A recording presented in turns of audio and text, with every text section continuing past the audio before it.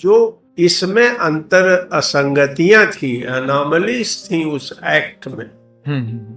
उसको first hand supreme court ने notice किया और केंद्र सरकार उसका कोई वाजिब जवाब नहीं दे सकी। इंटीरियम स्टे ऑर्डर को रुकवाने के लिए जो उस समय लोग पार्लियामेंट, जो सुप्रीम कोर्ट में बहस चल रही थी, लाइव थी, उसमें देखा है कि कैसे केंद्र सरकार कह रही थी इसके रिपरकशंस बड़े बुरे होंगे, यह एक स्टैट्यूटरी लॉ है,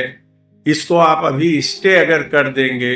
तो बड़ा बुरा प्रभाव जाएगा। तो मैंने एक तरह से कहिए कि उनके पास जो सवाल उठाए गए थे उन सवालों का कोई जवाब नहीं था और एक तरह से केंद्र सरकार, अब अगली चाल क्या चलती है ये तो देश को देखना है, लेकिन जो लोगों के, आम लोगों के स्वाभाविक और वास्तविक सवाल थे उस पर सुप्रीम कोर्ट ने अपना एक स्टैंड जो शो किया और उससे केंद्र सरकार ने जो अपनी बात कराई कि जब तक ये मुकदमा है सुनवाई होगा, हम कोई तब्दीली नहीं करेंगे, तो वह ऑन रिकॉर्ड आ गया। और रिकॉर्ड होने के बाद 5 मई को क्या बात होगी। मैं कह रहा हूं कि जो सबसे महत्वपूर्ण बात है जो मैं पूछना चाहता हूं आपके चैनल के माध्यम से, मैं लोगों से कहना चाहता हूं कि यह किस उद्देश्य से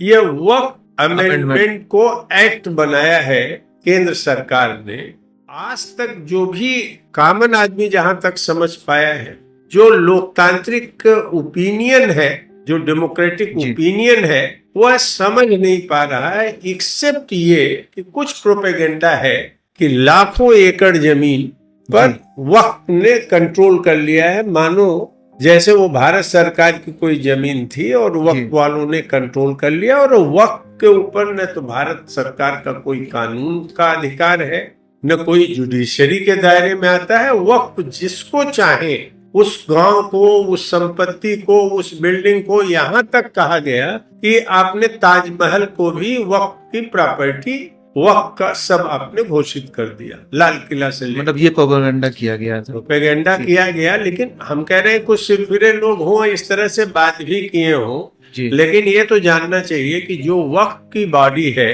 वह केंद्र और राज्य सरकार के अधीन है, उसमें उनके प्रतिनिधि हैं। जो वक्फ का ट्रिब्यूनल है वह सिटिंग जज ऑफ कोर्ट है। तो ये ऐसा कुछ भी नहीं था कि आप उसके खिलाफ, और जो जमीन इतना बड़ा प्रचार कर